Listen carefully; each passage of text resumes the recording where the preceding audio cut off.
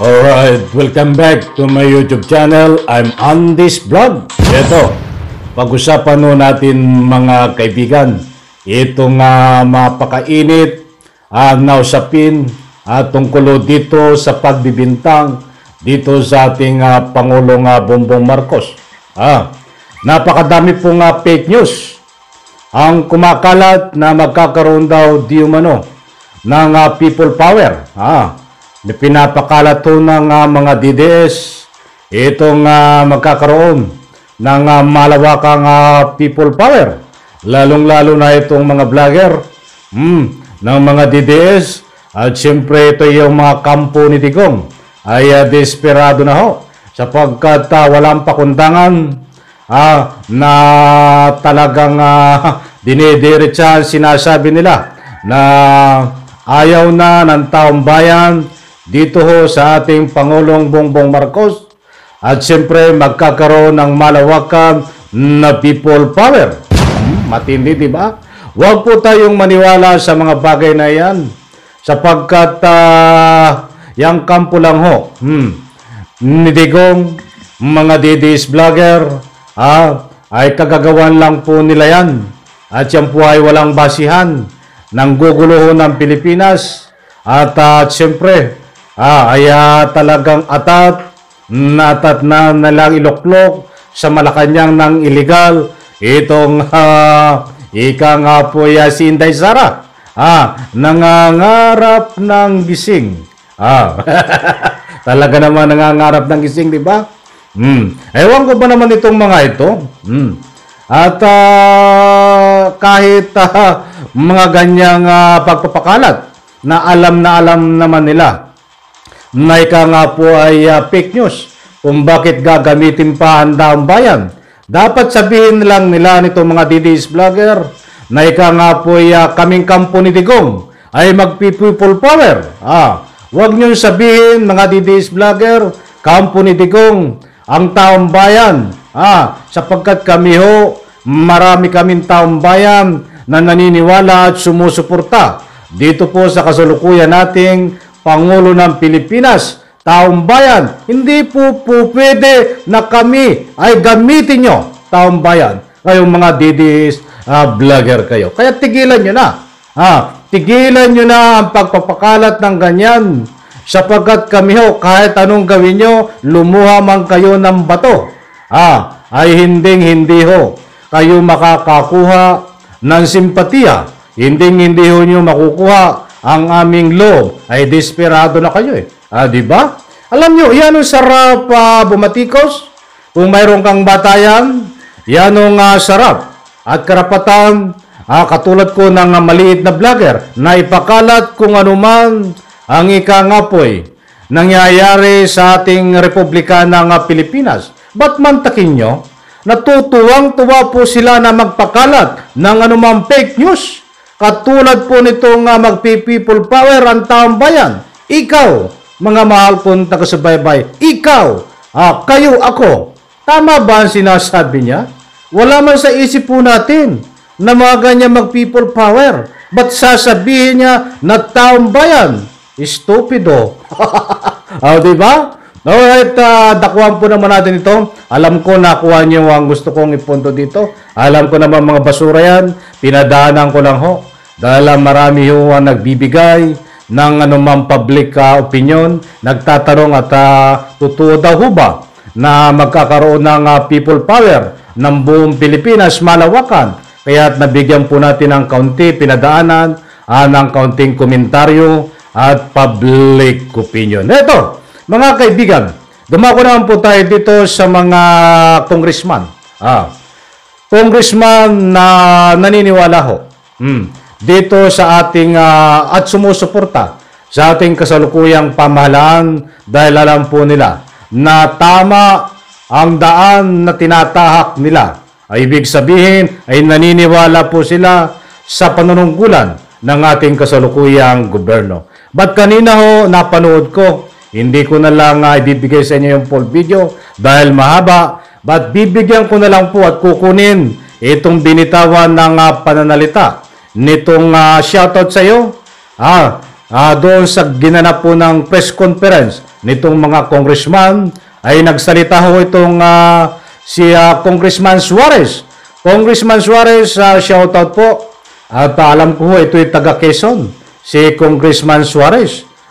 Natanong ho doon sa kanilang ika nga po press conference, ang usapin dito ho sa ginanap at may gaganapin pa bukas May 7 na ika nga po basura scripted na hearing kung ano po ang masasabi nitong mga congressman na ito. Ba't ito po naglakas loob na nagsalita? Ito si Congressman Suarez. Maganda po yung kanyang sinabi. Mga kaibigan, napakaikli ho ng kanyang sinabi na ika nga po pinapatungkol niya dito sa naganap na Senate hearing tungkol dito sa ika nga po mga basura na dokumento na galing po sa PDEA na nadadawit po dito ang pangalan ng ating kasalukuyang Bongbong Marcos at siyempre itong artista na ika nga po si Maricel Soriano. But anyway, may iba naman kaunting padaan lang kanina na ambos interview itong ating Pangulong Bongbong Marcos kung ano ang masasabi niya dito kay Maricel Soriano dahil dawit at dito sa usapin ng PDEA. Alam mo ang sagot ng ating Pangulong Bongbong Marcos. Ilang seconds so yun. Hindi po siya nagsalita ba't tinawanan? Tama lang, natawanan, huwag pagtuunan ng pansin. Dahil yan po ay mga basura. Hindi nga niya alam na may ganun mga kaibigan. But anyway, doon ako natutuwa. Pagkatanong, lumakad, at ilang segundo, mga 20 seconds, habang naglalakad ay nagtatawa at umiiling, gumaganyan-ganyan siya. Diba? Dapat lang natawanan ito dahil ito naman po ay katawa-tawa mga kaibigan. Bigyan po natin ng kaunting komentaryo yan sa susunod natin vlog. Dito po muna tayo nakatuon. Tungkol dito, na-interrupt tuloy tayo. But anyway, bahagi din po naman ang ating pagtatalaka yun. Ang sagot ng congressman na ito, napakaganda ho.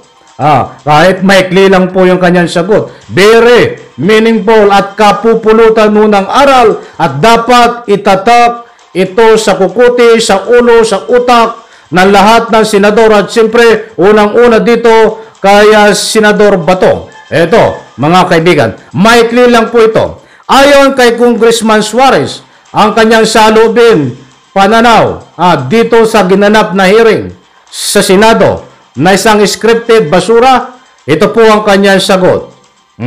Kung hindi nakakatulong sa bansa, huwag na natin pag-ubusan ng oras at panahon. Napakalaking tama, big check mga kaibigan. Palakpakan po natin. Ito si Congressman Suarez. Shoutout sa iyo muli. Dapat ganyan ho. Dapat ganyan ang sinapuso, sinaisip, isinagawa nitong si Senador Bato. Diyan po sa Senado.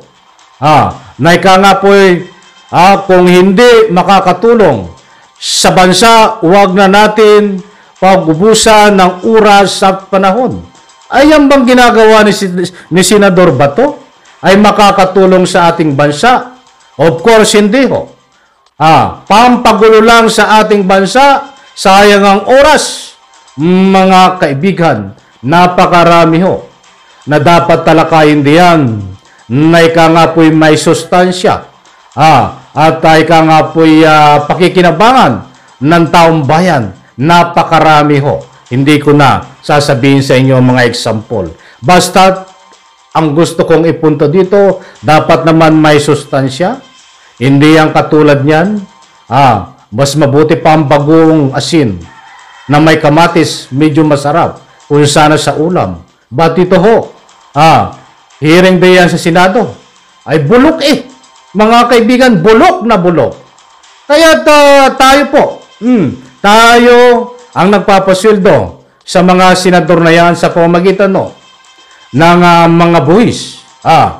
Karapatan po natin na ika nga po'y magsalita kung ano at pansinin ang ika nga po'y mga galawan nila na pansariling interest. Maganda po ang hearing diyan sa Senado.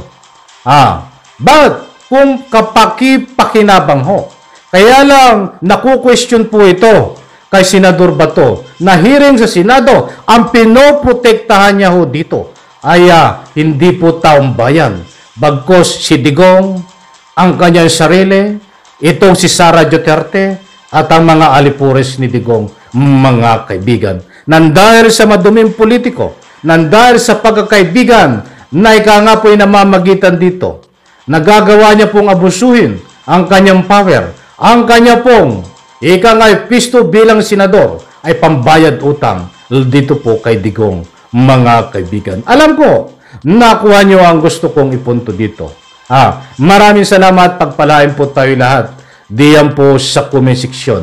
Ay wag po kayong magsawa, wag kayong matakot. May kalayaan po kayo para magbigay ng anumang public opinion. Isang like lang po sa video na ito. Bye-bye, palagpakan.